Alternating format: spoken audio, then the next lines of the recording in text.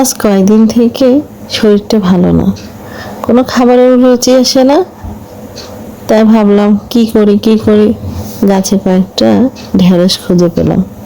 3-4টা ঢেঁড়স দিয়ে তো আর রান্না হবে না, তাই ভাবলাম একটু ঝাল ঝাল করে আজকে ভর্তাটা করে ফেলি।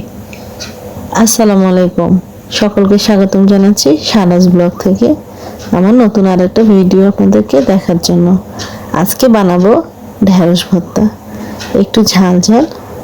সেই জন্য প্রথমত আমি ঢেঁড়সগুলোকে ভালো করে ধুয়ে কেটে নিলাম এবং অল্প পানি দিয়ে চুলায় লবণ দিয়ে চড়িয়ে দিলাম। তারপর পানি শুকিয়ে গেলে এটা পোড়া পোড়া হয়ে আসবে যখন, তখন এটাকে নামিয়ে নিব। আমি যখন ঢেঁড়স সিদ্ধ হতে দিয়েছি তার মধ্যে একটু পেঁয়াজও দিয়ে দিয়েছি। ঢেঁড়সের সাথে পেঁয়াজ না দিলে আমার ভালো লাগে না, এই জন্য একটু যখন পোড়া পোড়া হবে তখন আমি সে পর্যায়ে এটাকে নামিয়ে নেব।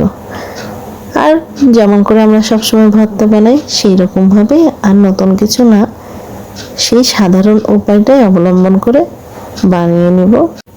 বেশ খানিকটা পেঁয়াজ কুচি, শুকনা মরিচ, লবণ, সরিষার তেল ভালো করে একসাথে মথে তার মধ্যে দিয়ে দিব আমার সেদ্ধ করে রাখা ঢেঁড়সটা।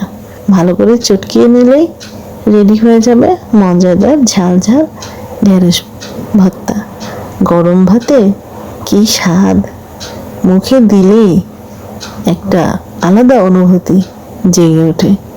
যদিও আমি খুব বেশি ঝাল খেতে পারি না, তারপরও আজকের ভর্তাটা খুবই লোভনীয় এবং সুস্বাদু।